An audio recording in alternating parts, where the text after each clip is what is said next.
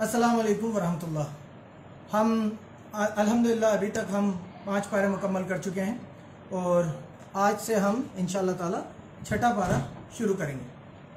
तो मेरी गुजारिश है कि बस मुझे सिर्फ ये चेक करना है कि लाइव में आवाज़ सही आ रही है या नहीं। तो अगर कोई कमेंट करके बता सकता है तो मेहरबानी होगी मुझे कमेंट करके बता दें, क्योंकि लाइव में कुछ इश्यूज़ आ रहे हैं 1-2 दिन से।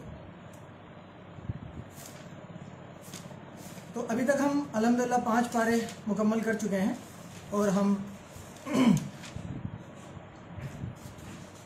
आज छठा पारा शुरू करेंगे।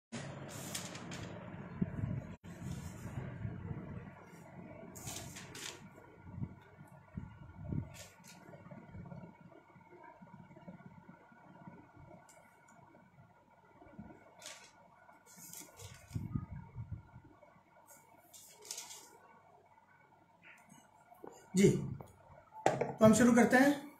बिस्मिल्लाहिर्रहमानिर्रहीम। अगर तुम लोग भलाई खुल्लम खुल्ला करोगे या छुपा कर करोगे या बुराई से दरगुजर करोगे तो अल्लाह भी माफ़ करने वाला और कुदरत वाला है। जो लोग अल्लाह से और उसके पैगंबरों से कुफ्र करते हैं यानी उनका इनकार करते हैं और अल्लाह और उसके पैगंबरों में फ़र्क करना चाहते हैं और कहते हैं कि हम कुछ को मानते हैं और कुछ को नहीं मानते और ईमान और कुफ्र के बीच में एक राह निकालना चाहते हैं, वे बिला किसी शुबे के अल्लाह के इनकार करने वाले हैं। और काफिरों के लिए हमने और अल्लाह का जो इनकार करने वाले हैं उनके लिए हमने जिल्लत का अज़ाब तैयार कर रखा है। और जो लोग अल्लाह और उसके पैगंबरों पर ईमान लाए और उनमें से किसी में फ़र्क न किया यानी सबको माना, ऐसे लोगों को वो बहुत जल्द उनकी नेकियों का बदला अता फरमाएगा और अल्लाह बख्शने वाला और मेहरबान है।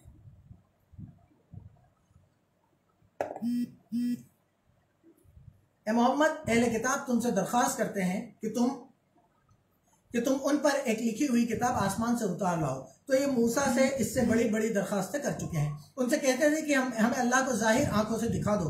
तो उनके गुनाह की वजह से उनको बिजली ने आ पकड़ा। फिर खुली निशानियां आने के बाद बछड़े को माबूद बनाकर मतलब बछड़े की पूजा करने लगे। तो उनसे भी हमने दरगुजर की और मूसा को खुला गलबा दिया और उससे अहद लेने को हमने उस पर तूर पहाड़ को उठा खड़ा किया और उन्हें हुक्म दिया कि शहर के दरवाजे से दाखिल होना तो सजदा करते हुए दाखिल होना। और यह भी हुक्म दिया कि हफ्ते के दिन मछलियां पकड़ने में हद से आगे यानी हुक्म के खिलाफ ना करना। गरज हमने उनसे मजबूत अहद लिया लेकिन उन्होंने अहद को तोड़ डाला। तो उनके अहद तोड़ देने और अल्लाह की आयतों से कुफ्र करने, अल्लाह की आयतों को से इनकार करने और नबियों को नाहक मार डालने और ये कहने की वजह से कि हमारे दिलों में पर्दे पड़े हुए हैं, अल्लाह ने उनको मरदूद कर दिया और इनके दिलों पर पर्दे नहीं हैं, बल्कि उनके कुफ्र की वजह से, जो अल्लाह का वो इनकार करते हैं, उनकी कुफ्र की वजह से अल्लाह ने उनके ऊपर मोहर लगा दी है। तो ये कम ही ईमान लाते हैं। अब देखिए, जितनी भी कौमें थी, मूसा अलैहिस्सलाम की कौम का जिक्र है, तो जितनी भी कौमें थी उनको लिए अल्लाह ताला जिनके लिए ये फरमाता है कि उन्होंने अल्लाह की आयतों से इनकार किया।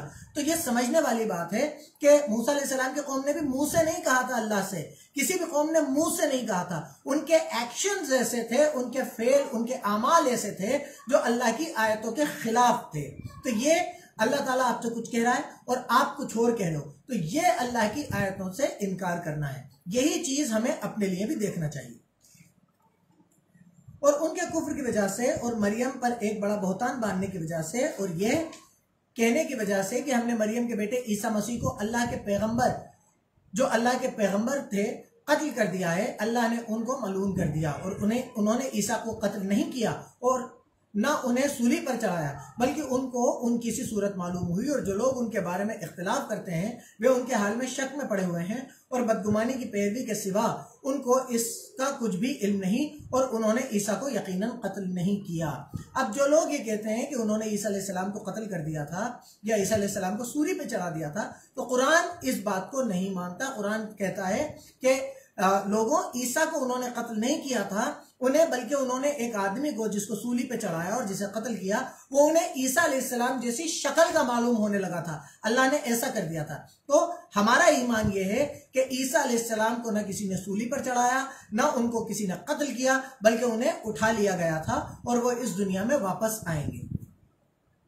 बल्कि अल्लाह ने उनको अपनी तरफ उठा लिया और अल्लाह गालिब और हिकमत वाला है। और कोई अहले किताब नहीं होगा मगर उसकी मौत से पहले उन पर ईमान ले आएगा और वह क़यामत के दिन उन पर गवाह होंगे। तो हमने यहूदियों के जुल्म की वजह से बहुत सी पाकीज़ा चीज़ें जो उनको हलाल थीं उन पर हराम कर दी, और इस वजह से कि वे अक्सर अल्लाह के रास्ते में लोगों को रोकते थे, और इस वजह से भी कि मना किए जाने के बावजूद सूद लेते थे, और इस वजह से भी कि लोगों का माल नाहक खाते थे। और उनमें से जो अल्लाह का इनकार करने वाले हैं उनके लिए हमने दर्द देने वाला अज़ाब तैयार कर रखा है। अब सोचिए ये कैसी अक्ल की बात है कि अल्लाह ताला कुरान में जगह जगह फरमा रहा है कि हम सूद लेने वालों को माफ़ नहीं करते, हम सूद लेने वालों के खिलाफ उनसे वो ये समझ लें कि उन्होंने अल्लाह और उसके नबी के खिलाफ जंग शुरू कर दी, सूद लेने की वजह से हमने अजाब दिया। तो हम ये सोचें कि अल्लाह ताला जब बार बार ये कह रहा है, और अगर हमारे में से कोई सूद लेता है, सूद का कारोबार करता है, यहाँ तक कि उसकी गवाही भी देता है, तो हम कैसे बख्श दिए जाएंगे?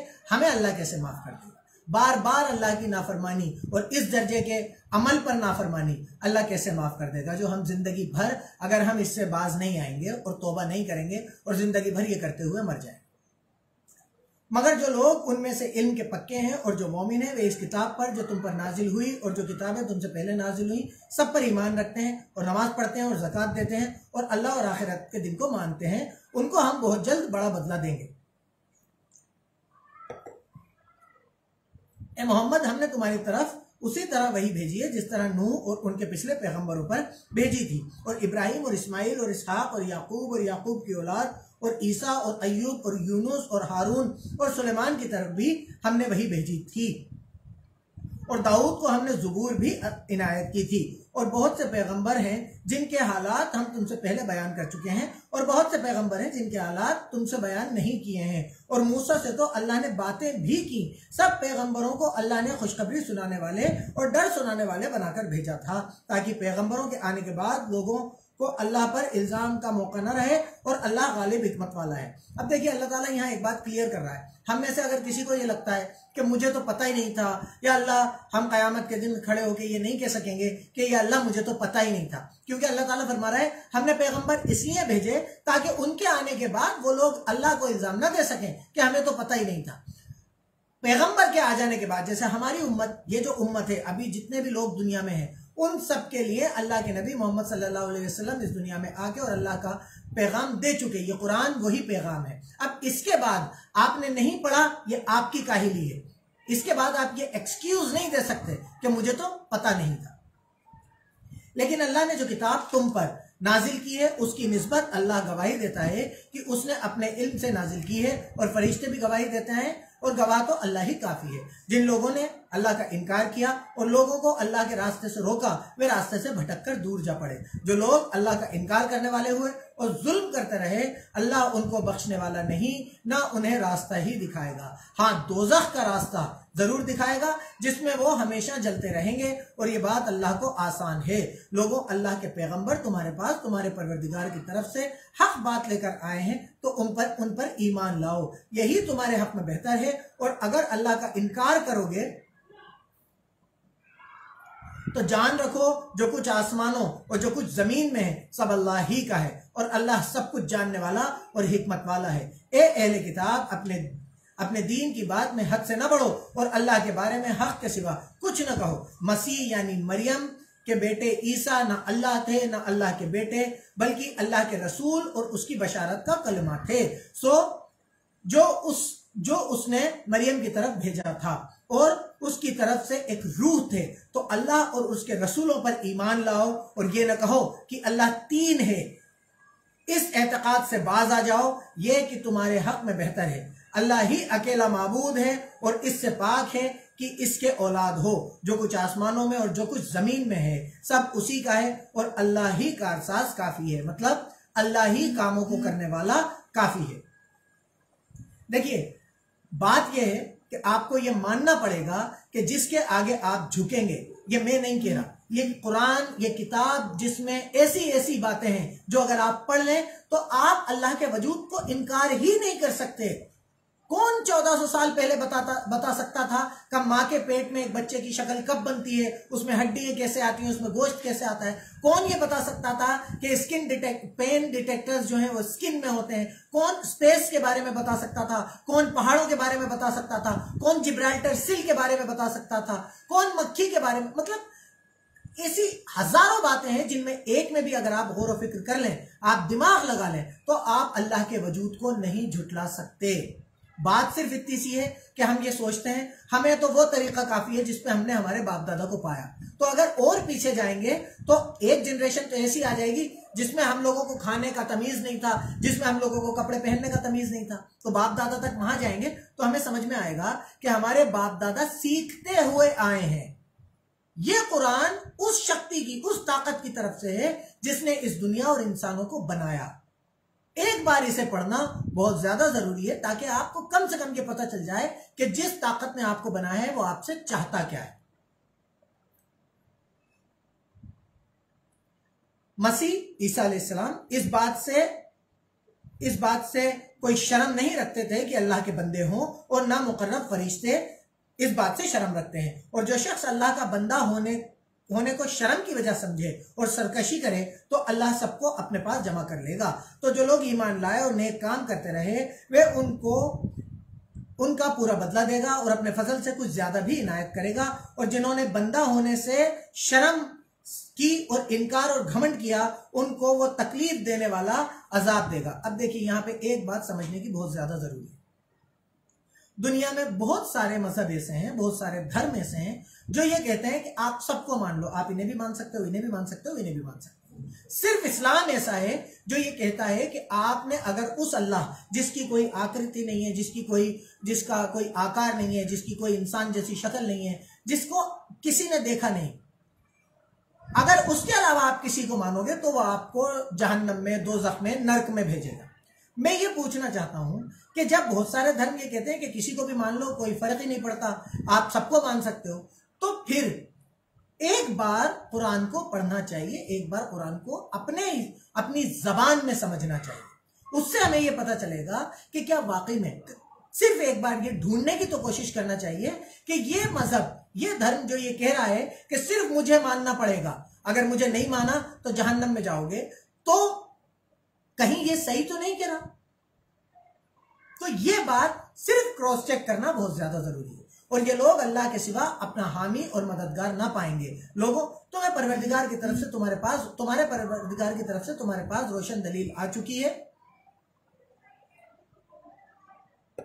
और हमने कुफ्र और भटकाव का अंधेरा दूर करने को तुम्हारी तरफ चमकता हुआ नूर भेज दिया है। बस जो लोग अल्लाह पर ईमान लाए और उसके दीन की रस्सी को मजबूत पकड़े रहें और उनको वो अपनी रहमत और फजल के बहिश्तों में दाखिल करेगा और अपनी तरफ पहुंचने का सीधा रास्ता दिखाएगा। देखिए, अल्लाह ताला ने दो चीजों से, इस कुरान के जरिए दो चीजों से आपको निकाल दिया। एक, अल्लाह का इनकार करना, कुफ्र। दूसरा, भटकाव के अंधेरे से भी आपको निकाल दिया। तो ये समझिए कि कुरान आपको सीधा रास्ता दिखाने वाली किताब है। इसमें कोई टेढ़ नहीं है, इसमें कोई ऐसी चीज नहीं है कि आप नहीं समझ सकेंगे। अगर आप इसकी आयतों को नहीं समझ सकते थे तो फिर ये आपके लिए नाज़िल क्यों हुआ? जो भी इंसान आपसे ये कहता है कि आप इस किताब को नहीं समझ सकेंगे, वो आपको धोखा देता है। वो आपको चाहता है कि आप सही रास्ता नहीं पाए, आप उसी के गुलाम बने रहें। इसलिए एक बार इस किताब को अपनी जबान में जरूर जरूर जरूर पढ़िए, ताकि आपको सिर्फ एक बार तो पता चल जाए कि अल्लाह आपसे चाहता क्या है। ए पैगंबर, लोग तुमसे कलाला के बारे में अल्लाह का हुक्म मालूम करते हैं। कह दो कि अल्लाह कलाला के बारे में यह हुक्म देता है कि अगर कोई ऐसा मर्द मर जाए जिसके औलाद ना हो और ना माँ बाप और उसके बहन हो, तो उसको भाई के तरके में से आधा हिस्सा मिलेगा। और अगर बहन मर जाए और उसके औलाद ना हो तो उसके तमाम माल का वारिस भाई होगा। अगर मरने वाले भाई की दो बहनें हो तो दोनों को भाई के तरके में से 2/3, और अगर भाई और बहन यानी मर्द और औरतें मिले जुले वारिस हों तो मर्द का हिस्सा 2 औरतों के हिस्से के बराबर है।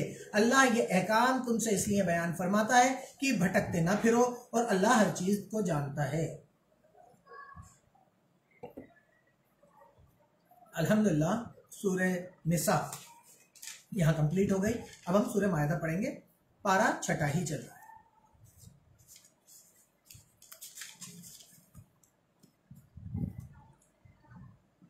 बिस्मिल्लाहिर्रहमानिर्रहीम। ए ईमान वालों, अपने इकरारों को पूरा करो। अब देखिए, सबसे पहली चीज जो अल्लाह ताला फरमा रहा है वो ये कह रहा है कि ए ईमान वालों से जो ये कहते हैं कि हम ईमान ले आए, उनसे अल्लाह ताला फरमा रहा है अपने इकरारों को पूरा करो। अगर आपने किसी से कोई इकरार कर लिया है, अगर आपने ये कह दिया कि हाँ साहब मैं ऐसा करूंगा, हाँ साहब मैं वैसा करूंगा, आप मुझे ऐसा कर देंगे तो मैं ऐसा करूंगा, जो भी इकरार आपने किया है, तो ये कुरान है, सूरह माइदा की पहली आयत ये कहती है कि अपने इकरारों को पूरा करो। अल्लाह ताला आपको हुक्म दे रहा है कि जो इकरार आप किसी से करें, जो वायदा आप किसी से करें, उसे पूरा करें।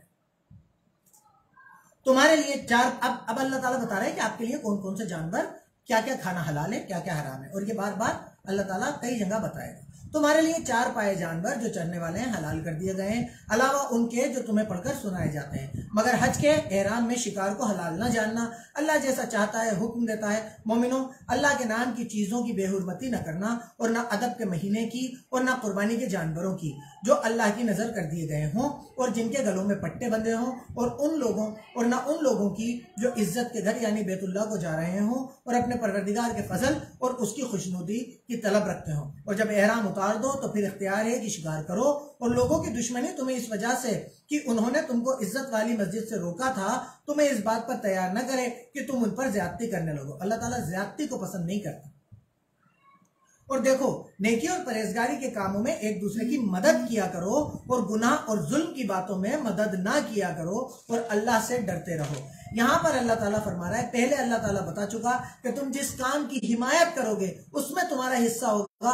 अच्छे की हिमायत करोगे तो उसका सवाब मिलेगा, और बुरे काम की हिमायत करोगे, गुनाह के काम की हिमायत करोगे तो उसका अजाब तुम्हें मिलेगा। अब यहाँ सूरह मायदा में अल्लाह ताला फरमा रहा है कि नेकी और परहेजगारी के कामों में एक दूसरे की मदद किया करो। ये करना फर्ज है। अल्लाह ताला आपको ऑप्शन नहीं दे रहा कि तुम चाहो तो कर दो। अल्लाह ताला आपको हुक्म दे रहा है कि नेकी और परहेजगारी के कामों में एक दूसरे की मदद करो, और गुनाह और जुल्म की बातों में एक दूसरे की मदद ना किया करो। ये दोनों चीजें बहुत ज्यादा जरूरी हैं। ये हमारी जिंदगी को आसान करेंगी और आखिरत में हमारे दर्जात को बुलंद करेंगी इंशाअल्लाह ताला, अगर हम अल्लाह के हुक्मों पे अमल करेंगे तो। कुछ शक नहीं कि अल्लाह का अजाब सख्त है। अब अल्लाह ताला फरमा रहा है कि आपको क्या क्या खाना हलाल है और क्या क्या खाना हराम है। तुम पर मरा हुआ जानवर और बहता हुआ लहू और सूअर का गोश्त, और जिस चीज पर अल्लाह के सिवा किसी और का नाम पुकारा जाए। अब देखिए, यहां पर फिर वही बात आ गई कि अल्लाह ताला ने फरमाया मरा हुआ जानवर, जो जानवर मर गया वो आपके लिए मरा हुआ मिला है, आपके लिए हराम है। और बहता हुआ लहू, जो भी लहू है, खून आप नहीं पी सकते, वो भी हराम है। हमें अपने बच्चों को भी इस बात से रोकना चाहिए, और जो लोग हमारे सामने ये करें, ये गलती आम मुसलमान करते हैं, इससे हमें रोकना चाहिए। ये हराम है। अल्लाह ताला ने खून पीने को हराम करार किया है, और ज्यादातर मुसलमान अपने बच्चों के साथ या खुद ये गलती करते हैं कि उनके कट लगा और उन्होंने जल्दी से उंगली जो है वो मुंह में ले ली। ये खून पीना हराम है, अल्लाह ताला हराम करार दे रहा है। तो अगर आपके कट लगे तो उस उंगली को मुंह में ना ले लें और उस खून को पी ना लें। खून पीना बेशक हराम है। और सूअर का गोश्त, और जिस चीज पर अल्लाह के सिवा किसी और का नाम पुकारा जाए। अब अगर आपके सर्किल में आपके गैर मुस्लिम दोस्त हैं तो आप उनसे ये बात कह सकते हैं कि देखिए, मैंने पहले भी इस चीज को समझाया था कि आपके घर पे दिवाली की मिठाई, मैंने पहले भी आपको इस चीज को समझाया था कि आपके घर पे दिवाली की मिठाई आती है, तो अगर वो मिठाई किसी हलवाई के यहाँ से खरीद के आपको गिफ्ट के तौर पे आई है तो आप बिल्कुल उसे रखिए, उसे खाइए। आप ईद के दिन सिवैयों पे अपने गैर मुस्लिम दोस्तों को बुलाइए, दिवाली की उनकी मिठाई खाइए। लेकिन अगर वो प्रसाद है, हम अल्लाह के अलावा किसी और का नाम लिया हुआ खाना नहीं खा सकते। अगर उसमें से भोग दिया गया है, अगर उसमें वो प्रसाद है, तो फिर हम वो चीज नहीं खा सकते, और हम हमारे गैर मुस्लिम दोस्तों को ये बता सकते हैं कि हमारे लिए ये खाना हराम है, इसलिए हम ये चीज नहीं खा सकते। जैसे आप गाय का गोश्त नहीं खा सकते, वैसे हम ये चीज नहीं खा सकते, और उससे परहेज कीजिए। मुझे पूरी उम्मीद है कि जैसे आप उनकी जो उनके मजहब की बातें उनका एहतराम करते हैं, वो भी आपके मजहब की बातों का एहतराम करेंगे। और वो चीज जिसके ऊपर अल्लाह के सिवा किसी और का नाम पुकारा जाए, और जो जानवर गला घुट कर मर जाए, और जो चोट लगकर मर जाए, और जो गिर कर मर जाए, और जो सींग लगकर मर जाए, ये सब हराम है। और वो जानवर भी जिसको दरिंदे फाड़ खाएं, मगर जिसको तुम मरने से पहले जिबा कर लो। और वो जानवर भी जो थान पर जिबा किए जाए, और ये भी कि 500 से किस्मत मालूम करो। किस्मत मालूम करना भी हराम है। ये सब गुनाह के काम है।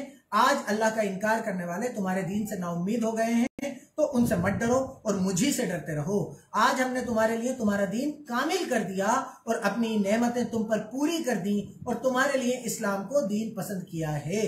हाँ, जो शख्स भूख में नाचार हो जाए बशर्ते कि गुनाह की तरफ मायल ना हो, गुनाह की तरफ ना झुके, तो अल्लाह बख्शने वाला मेहरबान है। तुमसे पूछते हैं कि कौन कौन सी चीजें उनके लिए हलाल है। उनसे कह दो कि सब पाकीज़ा चीजें, पाकीज़ा चीजें पाक चीजें, सब पाकीज़ा चीजें तुमको हलाल हैं और वो शिकार भी हलाल है जो तुम्हारे लिए उन शिकारी जानवरों ने पकड़ा हो जिनको तुमने सधा रखा हो, और जिस तरीके से अल्लाह ने तुम्हें शिकार सिखाया है, शिकार करना सिखाया है, उस तरीके से तुमने उनको सिखाया हो। तो जो शिकार वे तुम्हारे लिए पकड़ रखें उसको खा लिया करो और शिकारी जानवरों को छोड़ते वक्त अल्लाह का नाम ले लिया करो और अल्लाह से डरते रहो, बेशक अल्लाह जल्द हिसाब लेने वाला है। यहाँ पर एक वाक़या मैं आपको ज़रूर बताऊंगा। अल्लाह के नबी के पास कुछ साहबी आए, फरमाया या रसूलल्लाह हम शिकारी कुत्ते हमने पाल रखे हैं। शिकारी कुत्ते हिफाजत के लिए और शिकार के लिए कुत्ते पालना जायज़ है, बाकी शौक के लिए कुत्ते पालना जायज़ नहीं है, अल्लाह के नबी ने मना फरमाया। ऐसे ही बिल्ली और कुत्ते की कीमत लेना या कीमत देना, उसका कारोबार करना नाजायज है। अगर आप शौक के लिए बिल्ली पाल रहे हैं तो ना उसकी कीमत देना जायज है ना उसकी कीमत लेना जायज है। ऐसे ही कुत्ते का मामला है कि ना आप कुत्ते को खरीद सकते, ना आप कुत्ते को बेच सकते, ना आप बिल्ली को, जो आजकल एक ट्रेंड बन गया है पर्शियन कैट्स हम खरीदने और बेचने का, कोई लोग कारोबार कर रहे हैं, कोई लोग शौक के लिए खरीद रहे हैं। अल्लाह के नबी ने इसे सरासर हराम करार दिया है कि आप बिल्ली या कुत्ते की कीमत हासिल करो, उसकी कीमत लो। तो बिल्ली और कुत्ते की कीमत लेना बिल्कुल नाजायज है। और ऐसे ही कुत्ते सिर्फ शिकार या हिफाजत के लिए पालना जायज है। आज तुम्हारे लिए सब पाकीज़ा चीजें। अच्छा हाँ, तो मैं इसमें आपको ये बता रहा था कि अल्लाह के नबी के पास कुछ साहबी आए, फरमाया या रसूलल्लाह हमारे पास शिकारी कुत्ते हैं, हम शिकार के लिए उन्हें छोड़ते हैं, तो वो जब किसी जानवर को पकड़ के लाते हैं तो वो मर जाता है, हम उसका क्या करें। तो आम आदमी को, आपको, मुझे लगेगा कि यार मर गया और आपने उसे ज़िबा नहीं किया तो वो तो हराम हो गया, लेकिन नहीं, ऐसा नहीं है। अल्लाह के नबी ने फरमाया, जब अल्लाह के नबी के पास ये मामला आया तो अल्लाह के नबी को इल्म नहीं था, तो आप खामोश रहे। फिर ये आयत नाजिल हुई। अल्लाह ताला ने फरमाया कि जिस जानवर को तुम छोड़ते हो और वैसे छोड़ते हो जैसे अल्लाह ने तुम्हें सिखाया है, तो जब वो कोई जानवर पकड़ के लाएं तो उसे खा लिया करो, वो तुम्हारे लिए हराम नहीं है। लेकिन तुम छोड़ते वक्त, उन जानवरों को छोड़ते वक्त अल्लाह का नाम ले लिया करो। तो जब वो किसी जानवर को पकड़ के लाएं और वो आने से पहले मर जाए तो उसे खा लिया करो, वो तुम्हारे ऊपर हलाल है, हराम नहीं है। और तुम्हारे लिए सब पाकीज़ा चीजें हलाल कर दी गई हैं और अहले किताब का खाना भी तुमको हलाल है और तुम्हारा खाना उनको हलाल है। और पाक दामन मोमिन औरतें और पाक दामन अहले किताब औरतें भी हलाल है, जबकि उनका मेहर दे दो और उनसे इफ़्फ़त पाक दामनी रखना मकसद हो, ना कि खुली बदकारी करना, ना छुपी दोस्ती करना। और जो शख्स ईमान का मुनकिर हुआ, ईमान से इनकार करने वाला हुआ, उसके अमाल ज़ाया हो गए और वह आखिरत में नुकसान पाने वालों में होगा। मोमिनो, तुम जब नमाज पढ़ने का इरादा कर लिया करो तो मुंह और कोहनियों तक हाथ धो लिया करो, और सर का मसा कर लिया करो, और टखनों तक पांव धो लिया करो, और अगर नहाने की जरूरत हो तो नहाकर पाक हो जाया करो। और अगर बीमार हो या सफर में हो या कोई तुमसे बेवक्तुल खला होकर आया हो, मतलब टॉयलेट होकर आया हो, और तुम औरतों से हम बिस्तर हुए हो और तुम्हें पानी न मिल सके, तो पाक मिट्टी लो और उससे मुंह और हाथों का मसा यानी तयम्मुम कर लो। अल्लाह तुम पर किसी तरह की तंगी नहीं करना चाहता, बल्कि ये चाहता है कि तुम्हें पाक करे और अपनी नेमतें तुम पर पूरी करे ताकि तुम शुक्र करो। अब अगर आपको पानी नहीं मिल रहा, पानी कहीं भी अवेलेबल नहीं है, आपने कोशिश कर ली लेकिन आपको पानी नहीं मिल रहा, तो आप इन हालात में भी, गुस्ल वाजिब होने पर भी आप तयम्मुम करके नमाज पढ़ सकते हैं। नमाज छोड़ने की कोई कंडीशन नहीं है। आप ये नहीं कह सकते कि मेरे कपड़े पलीत हैं, आप ये नहीं कह सकते कि मैं खुद पलीत हूं। अगर पानी भी नहीं मिल रहा तो तयम्मुम करके नमाज पढ़िए, लेकिन नमाज छोड़ने की कोई कंडीशन, कोई एक्सक्यूज नहीं है। और अल्लाह ने तुम पर जो एहसान किए हैं उनको याद करो, और उस अहद को भी जिसका तुमसे कौल लिया था, यानी जब तुमने कहा था कि हमने अल्लाह का हुक्म सुन लिया और कबूल किया और अल्लाह से डरो। कुछ शक नहीं कि अल्लाह दिलों की बातों तक को जानता है। ए ईमान वालों, अल्लाह के लिए इंसाफ की गवाही देने के लिए खड़े हो जाया करो, और लोगों की दुश्मनी तुमको इस बात पर तैयार न कर दे कि इंसाफ छोड़ दो। इंसाफ किया करो और यही परहेजगारी की बात है, और अल्लाह से डरते रहो। अब देखिए सूरह मायदा सूरह मायदा आयत नंबर 8, अल्लाह ताला क्लियर कह रहा है कि किसी की दोस्ती, किसी की दुश्मनी तुम्हें इंसाफ करने से न रोक दे। इंसाफ किया करो और इंसाफ की गवाही दिया करो। इंसाफ करना और इंसाफ की गवाही देना अल्लाह ने आपके ऊपर फर्ज किया है। अब आप ये नहीं कह सकते कि ये तो मेरी बिरादरी का है, ये मेरा भाई है, ये मेरा दोस्त है, ये फला बहुत बड़े साहब हैं, ये बहुत पैसे वाले साहब हैं, मैं इनसे दुश्मनी नहीं ले सकता, ये साहब शहर के दादा हैं, मैं इनसे दुश्मनी नहीं ले सकता। आपको इंसाफ की गवाही देना पड़ेगी और अगर आपके हाथ में फैसला है तो आपको इंसाफ करना पड़ेगा। ये अल्लाह ताला सीधा सीधा हुक्म दे रहा है, आपके पास चॉइस नहीं है अगर आप आखिरत के दिन पर ईमान रखते हैं और कुरान पर अमल करना चाहते हैं।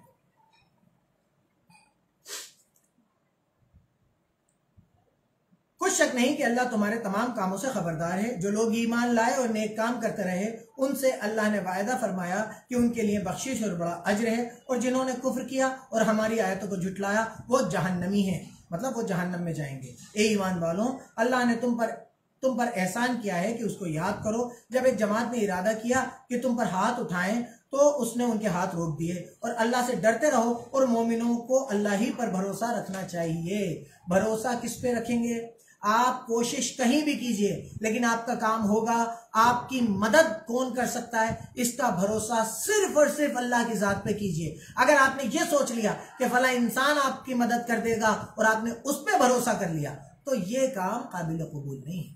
भरोसा सिर्फ अल्लाह की जात पे। हाँ, आप जरिए इख्तियार कीजिए, उससे कोई फर्क नहीं पड़ता, उससे कोई परेशानी नहीं है। अल्लाह ताला खुद फरमा रहा है कि भलाई के कामों में एक दूसरे की मदद करो। तो आप मदद मांग सकते हैं, लेकिन भरोसा कि आपका काम होगा ये किसके हुक्म से होगा? ये अल्लाह के हुक्म से होगा, इसमें कोई गुंजाइश नहीं है। और अल्लाह ने बनी इस्राइल से इकरार लिया और उनमें हमने 12 सरदार मुकर्रर किए।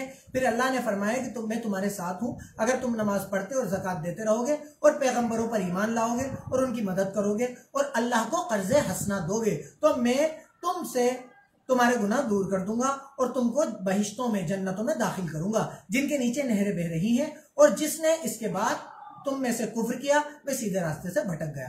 तो उन लोगों के अहद के तोड़ देने की वजह से हमने उन पर लानत की और उनके दिलों को सख्त कर दिया। ये लोग कलिमात किताब को अपनी जगहों से बदल देते हैं और जिन बातों की उनको नसीहत की गई थी उनका भी एक हिस्सा भुला बैठे और थोड़े आदमियों के सिवा हमेशा उनकी एक नए खयानत की खबर पाते रहते हो। तो उनकी खताएं माफ कर दो और उनसे दरगुजर करो कि अल्लाह एहसान करने वालों को दोस्त रखता है।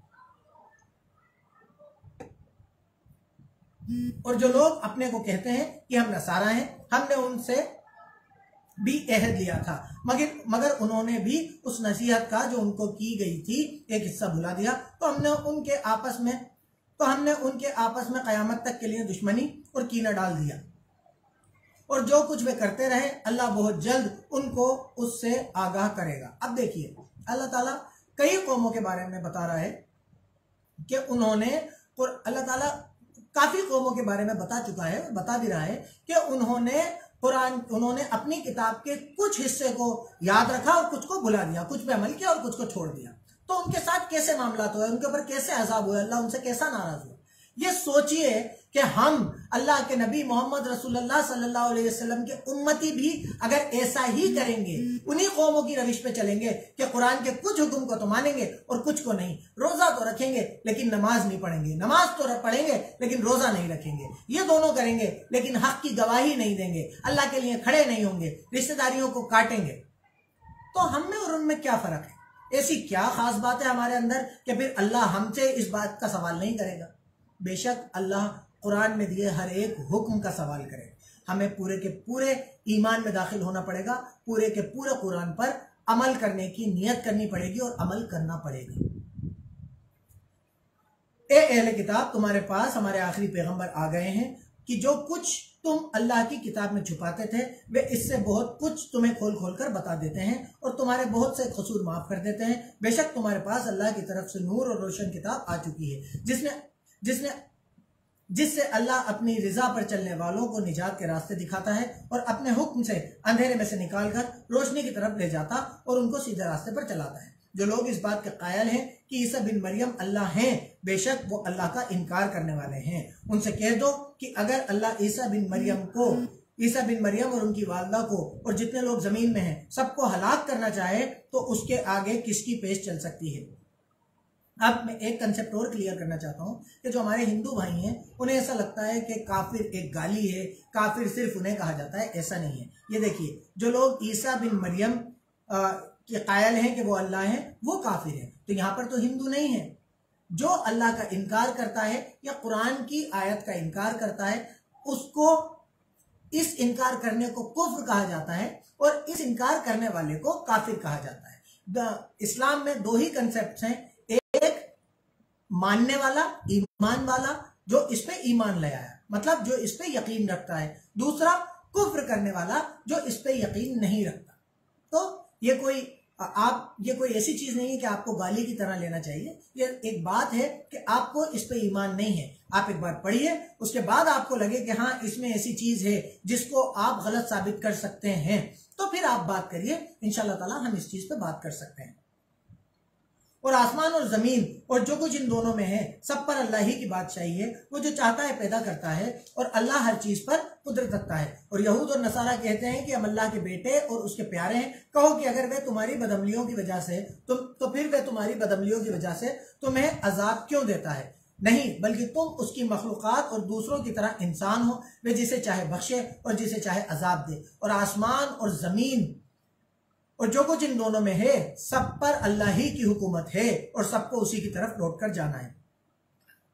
ए अहले किताब, पैगंबरों के आने का सिलसिला जो एक अरसे तक कटा सा रहा, तो अब तुम्हारे पास हमारे पैगंबर आ गए हैं जो तुमसे हमारे हुक्म बयान करते हैं, ताकि तुम ये न कहो कि हमारे पास कोई खुशखबरी या डर सुनाने वाला नहीं आया। सो अब तुम्हारे पास खुशखबरी और डर सुनाने वाला आ गए हैं और अल्लाह हर चीज पर कुदरत रखता है। और जब मूसा ने अपनी कौम से कहा कि भाइयों, तुम पर अल्लाह ने जो एहसान किए हैं उनको याद करो, और उसने तुम में पैगंबर पैदा किए और तुम्हें बादशाह बनाया और तुमको इतना कुछ इनायत किया कि दुनिया वालों में से किसी को नहीं दिया था। तो भाइयों, तुम अर्ज़ मुक़द्दस यानी पाक जमीन यानी शाम मुल्क में, जिसे अल्लाह ने तुम्हारे लिए लिख रखा है, चल दाखिल हो और देखना कि मुकाबले के वक्त पीठ ना फेर देना, वरना नुकसान में पड़ जाओगे। अल्लाह ताला मुकाबले के वक्त या जद्दोजहद के वक्त पीठ फेरने वालों को पसंद नहीं करता, भागने वालों को पसंद नहीं करता, शहीद होने वाले को और जीतने वाले को पसंद करता है। या तो जीतिए या शहीद हो जाइए, पीठ मत दिखाइए।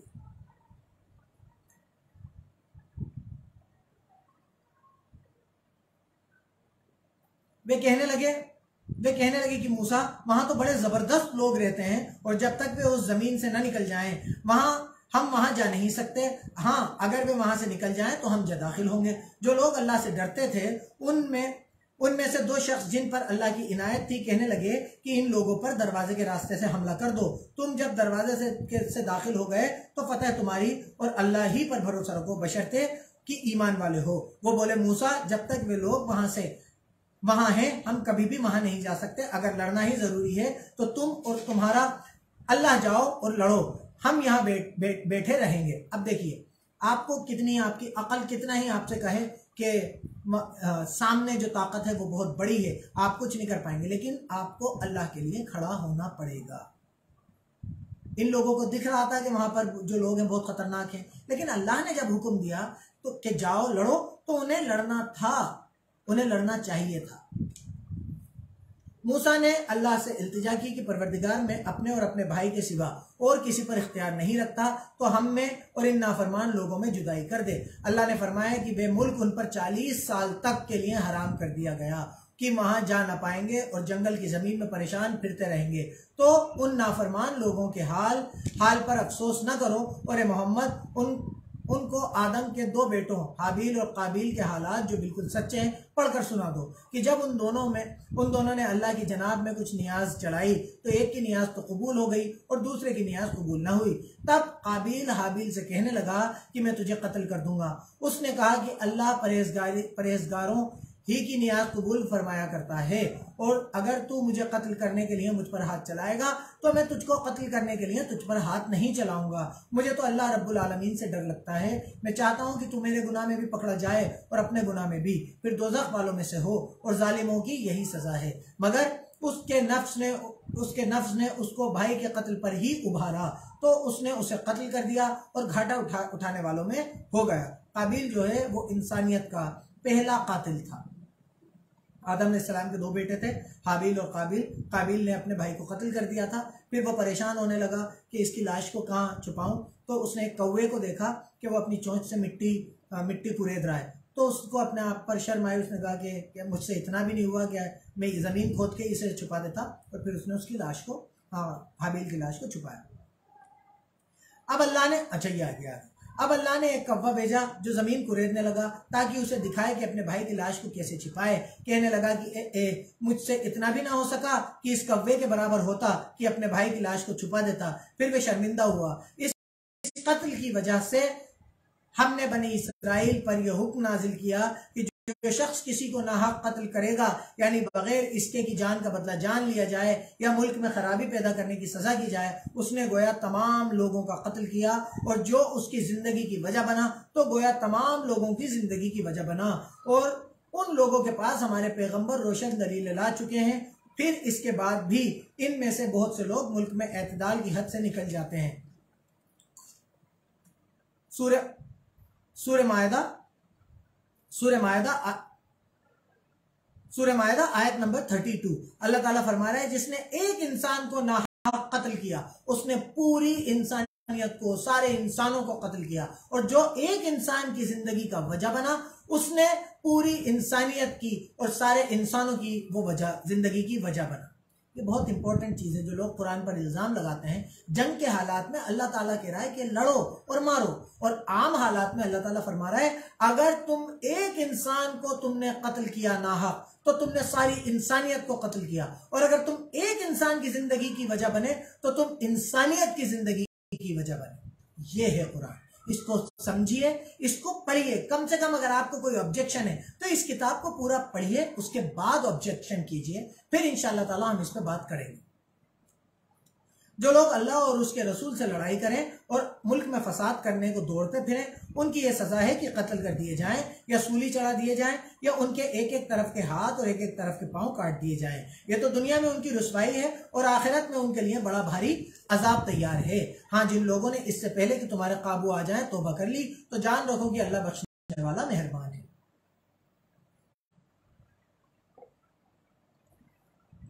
ए ईमान वालों, अल्लाह से डरते रहो और उसका कुर्ब हासिल करने का जरिया खोजते रहो और उसके रास्ते में जिहाद करो ताकि कामयाबी पाओ। जो लोग अल्लाह का इनकार करने वाले हैं, अगर उनके पास जमीन की तमाम खजाने और उस सब का माल व मता आ जाए और उसके साथ उतना ही और भी हो ताकि क़यामत के दिन अजाब से छुटकारा पाने का बदला दे दें, तो उनसे कबूल नहीं किया जाएगा और उनको दर्द देने वाला अजाब होगा। पूरी तरह चाहेंगे कि आग से निकल जाएं मगर उससे निकल नहीं सकेंगे और उनके लिए हमेशा हमेशा का अजाब है। और जो चोरी करे, मर्द हो या औरत, उनके हाथ काट डालो और यह उनके फेलों की सजा और अल्लाह की तरफ से सीख है और अल्लाह जबरदस्त और हिकमत वाला है।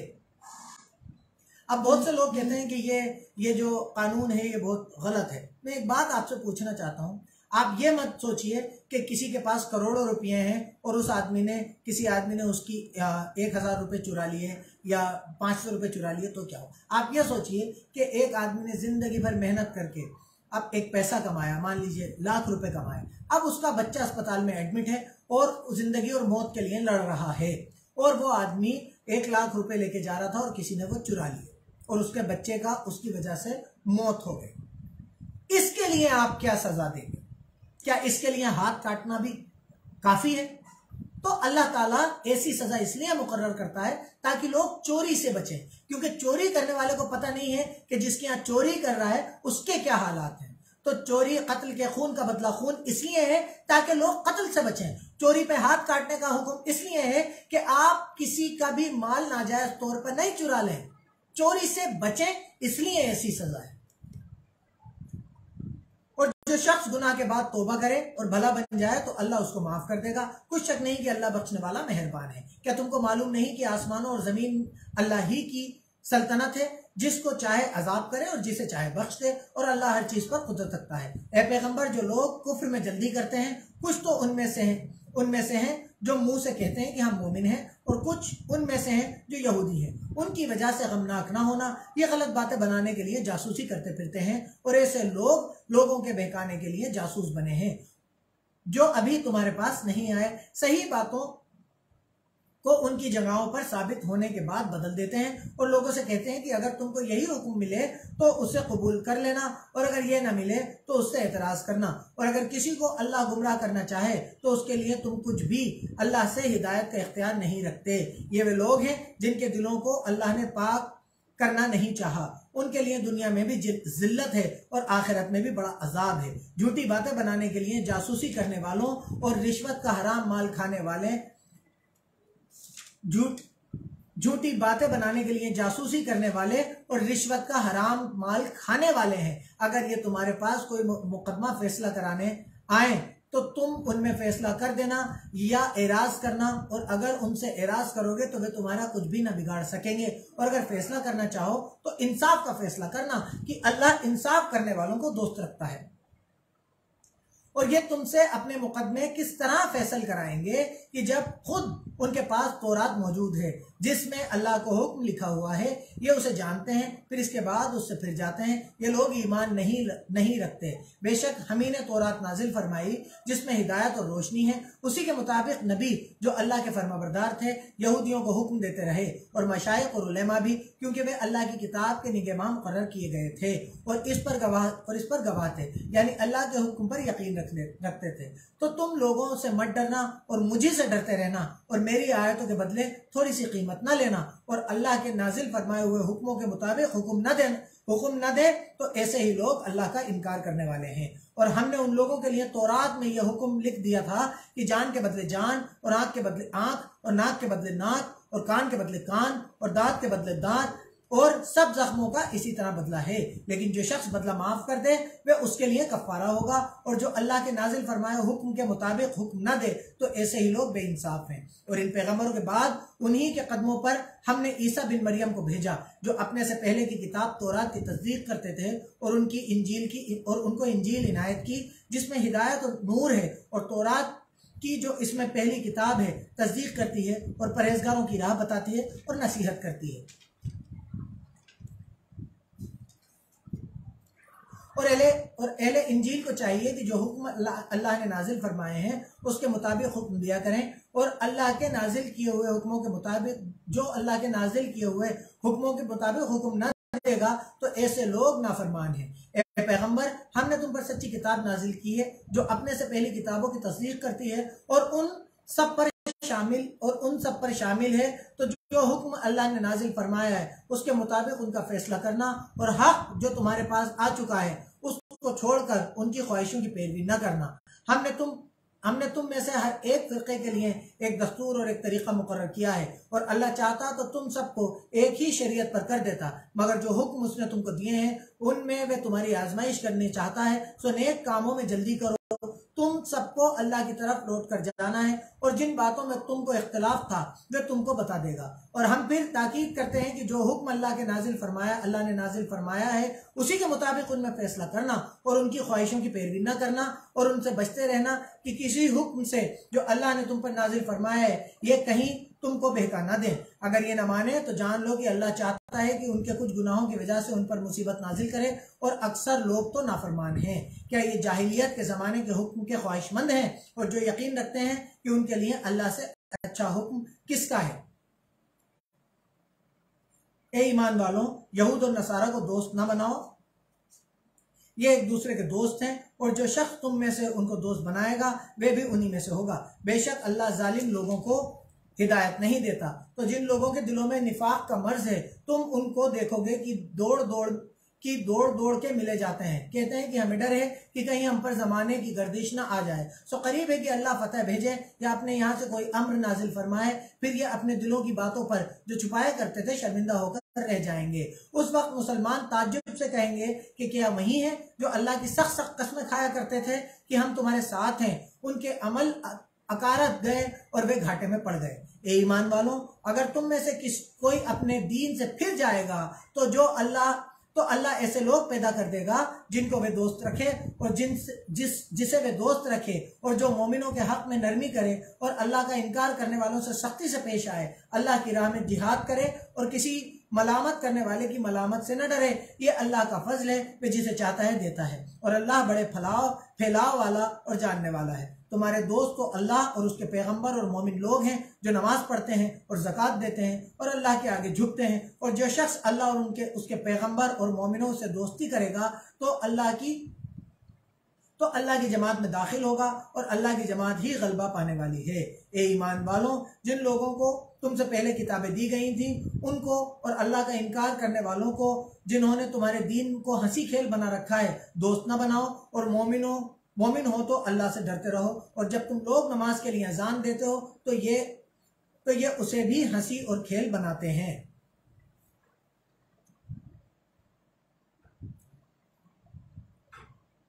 यहाँ पर अल्लाह ताला जो औलिया का वर्ड है अरबी में, औलिया का मतलब कफालत का है कि आप उन लोगों को जो आपसे दुश्मनी रखते हैं, जो आपका अल्लाह की किताब को, अल्लाह के कलमात को हंसी खेल बनाते हैं, उनको औलिया मत बनाइए अपने साथ। उनको अपने राजों में, अपनी मशवरों में, अपनी जिंदगी में शामिल मत कीजिए। ताल्लुकात का मसला नहीं है, औलिया बनाने की बात है। ये इसलिए, और जब तुम लोग नमाज के लिए अजान देते हो तो उसे भी हंसी और खेल बनाते हैं। ये इसलिए कि समझ नहीं रखते। कहते हो कि अहले किताब, तुम हमें बुराई ही क्या देखते हो, इसके सिवा कि हम अल्लाह पर और जो किताब हम पर नाजिल हुई है उस पर, और जो किताबें पहले नाजिल हुई हैं उन पर, और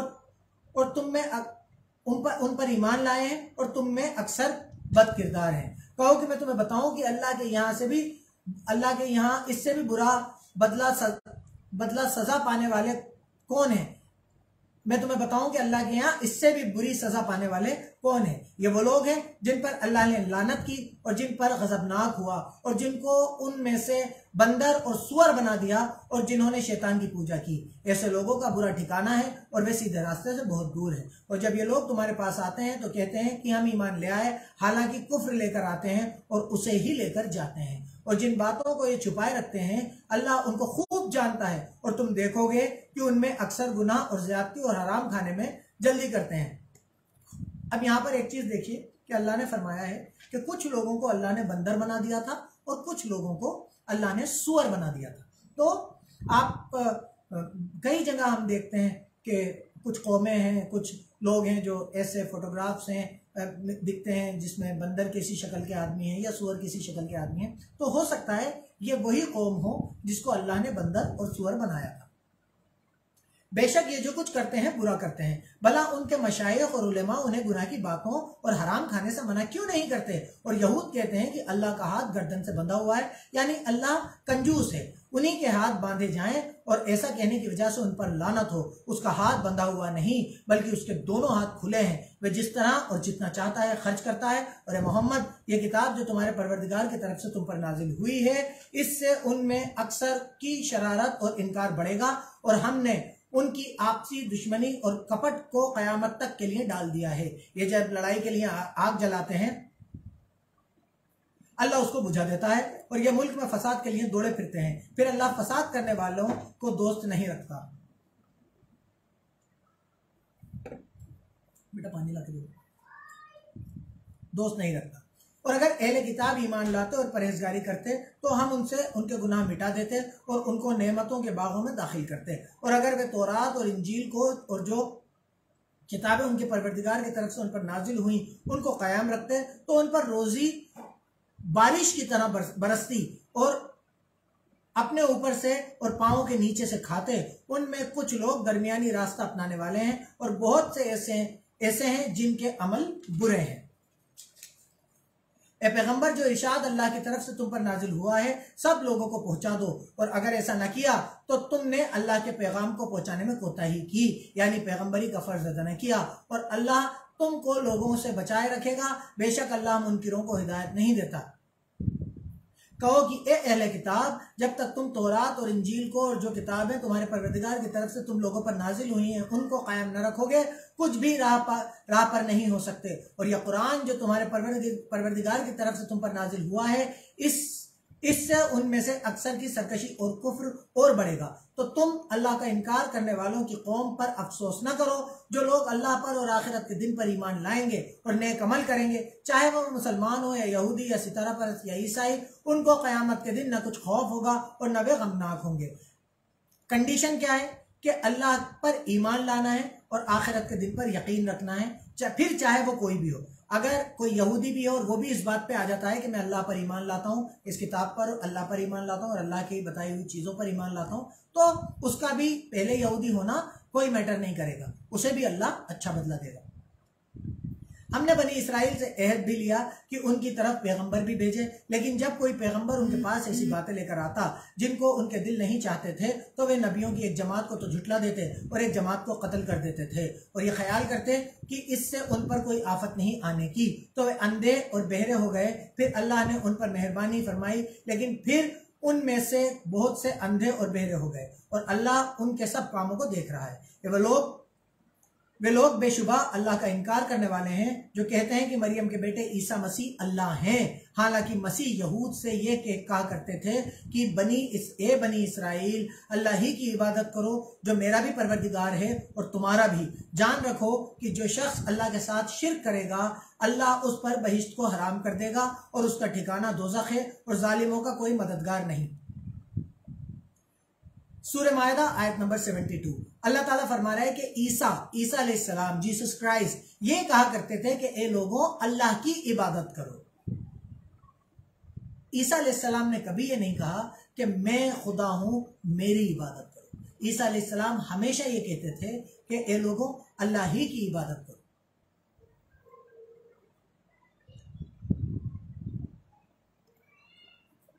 ईसा अलैहिस्सलाम जो पूरी बात है, ईसा अलैहिस्सलाम लोगों से ये कहते थे कि ए लोगों, अल्लाह ही की इबादत करो जो मेरा भी परवरदिगार है और तुम्हारा भी परवरदिगार है। ईसा अलैहिस्सलाम ने कभी ये नहीं कहा कि मेरी इबादत करो, मैं खुदा हूं, मेरी इबादत करो। उन्होंने हमेशा अल्लाह की इबादत करने का हुक्म दिया। वे लोग भी अल्लाह का इनकार करने वाले हैं जो इस बात के कायल हैं कि अल्लाह तीन में का तीसरा है। बहुत से लोग ये कहते हैं कि तीन है और उन तीनों में से तीसरा वाला जो है वो खुदा है, वो अल्लाह है। हालांकि उस एक माबूद के सिवा कोई इबादत के लायक नहीं। अगर ये लोग ऐसे कौल व अकीदों से बाज नहीं आएंगे तो उनको जो अल्लाह का इनकार करने वाले हुए हैं वे तकलीफ देने वाला अजाब पाएंगे। तो ये क्यों? अल्लाह के आगे तौबा नहीं करते और उससे गुनाहों की माफ़ी नहीं मांगते, और अल्लाह तो बख्शने वाला मेहरबान है। मसीह बिन मरियम तो सिर्फ अल्लाह के पैगंबर थे, उनसे पहले भी बहुत से रसूल गुजर चुके थे, और उनकी वालदा मरियम की वली और सच्ची फर्माबरदार थीं। और उनकी वालदा मरियम अल्लाह की वली और सच्ची फर्माबरदार थी। दोनों इंसान थे, खाना खाते थे। देखो, हम इन लोगों के लिए अपनी आयतें किस तरह खोल खोल कर बयान फरमाते हैं, और फिर ये देखो कि ये किधर उल्टे जा रहे हैं। या फिर अल्लाह ताला कह रहा है कि हम लोगों के समझने के लिए अपनी आयतें, हम इन लोगों के लिए अपनी आयतें कैसे खोल खोल के बयान फरमाते हैं। और अल्लाह ताला फरमा रहा है कि जो इंसान खा रहा है, जिस इंसान को खाने की जरूरत पड़ रही है, वो अल्लाह कैसे हो सकता है? कहो कि तुम अल्लाह के सिवा ऐसी चीज को क्यों पूजा करते हो जिसको तुम्हारे नफा और नुकसान का कुछ भी इख्तियार नहीं, मतलब जो आपको फायदा या नुकसान नहीं पहुंचा सकती, और अल्लाह ही सब कुछ सुनता और जानता है। कहो कि ए अहले किताब, अपने दीन की बात में नाहक मुबालगा न करो और ऐसे लोगों की ख्वाहिशों के पीछे न चलो जो खुद भी पहले गुमराह हुए और भी अक्सरों को गुमराह कर गए और सीधे रास्ते से भटक गए। जो लोग बनी इसराइल में अल्लाह का इनकार करने वाले हुए, उन पर दाऊद और ईसा बिन मरियम की जुबान से लानत की गई। ये इसलिए कि नाफरमानी करते थे और हद से आगे बढ़ जाते थे, और बुरे कामों से जो वो करते थे एक दूसरे को रोकते नहीं थे। बिलाशुबा वे बुरा करते थे। तुम उनमें से बहुतों को देखोगे कि अल्लाह का इनकार करने वालों से बहुत गहरी दोस्ती रखते हैं। उन्होंने जो कुछ अपने वास्ते आगे भेजा है बुरा है, ये कि अल्लाह उनसे नाखुश हुआ और वे हमेशा अजाब में पड़े रहेंगे। और अगर वे अल्लाह पर और पैगंबर पर और जो किताब उन पर नाजिल हुई थी उस पर यकीन रखते तो उन लोगों को दोस्त न बनाते, लेकिन उनमें अक्सर बदकिरदार हैं। ए पैगंबर, तुम देखोगे कि मोमिनों के साथ सबसे ज्यादा दुश्मनी करने वाले यहूदी और मुशरिक हैं, और दोस्ती के लिहाज से मोमिनों से करीब तर उन लोगों को पाओगे जो कहते हैं कि हम नसारा हैं। ये इसलिए कि उनमें आलिम भी हैं और मशाइख भी, और वे तकब्बुर नहीं करते। और जब इस किताब को सुनते हैं जो सबसे पिछले पैगंबर मोहम्मद सल्लल्लाहु अलैहि वसल्लम पर नाजिल हुई, तो तुम देखते हो कि उनकी आंखों से आंसू जारी हो जाते हैं, इसलिए कि उन्होंने हक बात पहचान ली और वे अल्लाह की जानिब में अर्ज करते हैं, ए परवरदिगार, हम ईमान लाए तो हमको मानने वालों में लिख ले, और हमें क्या हुआ है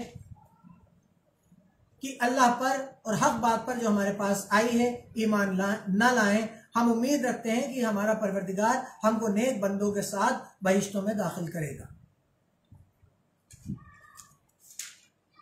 अल्हम्दुलिल्लाह हमारा छठा पारा मुकम्मल हुआ। कल इंशाअल्लाह ताला हम 7वां पारा शुरू करेंगे।